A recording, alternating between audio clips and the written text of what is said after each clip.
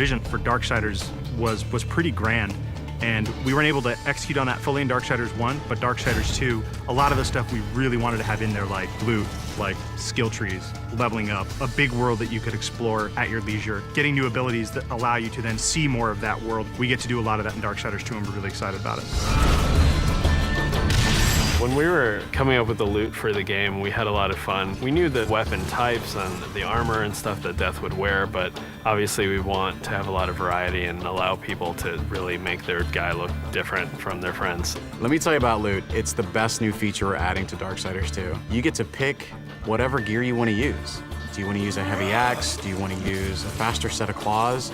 Do you prefer extra fire damage? Do you want added strength? Do you want added stamina? There's got to be thousands of pieces of loot. I mean, not only is there a bunch of visual combinations, there's a bunch of statistical combinations. Of course, you're going to find just common stuff, and then you're going to start to find some that have magical properties. You're going to get some that really are loaded up with stats, and eventually, our top tier loot is called possessed weapons, and those are going to be a lot of fun because they stay with you, and you're actually able to take items that you found, and you can feed those items into the possessed weapon to increase their power. Essentially, the possessed weapons level up with you based on how often you feed them with the loot that you don't want anymore. And I think it's that tier of loot that we're introducing that's going to be the most exciting.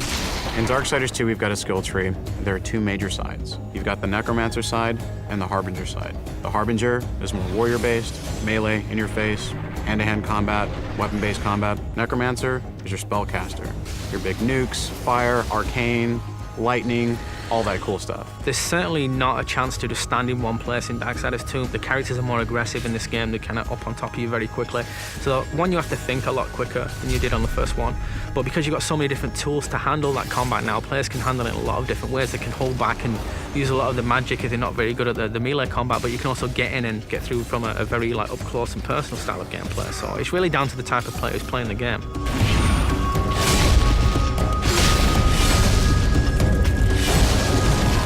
It's absolutely worth playing the game for the second time. We hold back some of our really, really high-end, powerful loot items for the second read-through. There are quests that are going to force you to explore the world into nooks and crannies you didn't even know existed, and to go down through some pretty serious content. And some are funny, some are serious, but there's a lot to see. It sort of harkens back to the elements that were special in old school games. That's what we really wanted to pack into Darksiders 2. We want people to sense our passion. It's a game made for gamers by gamers.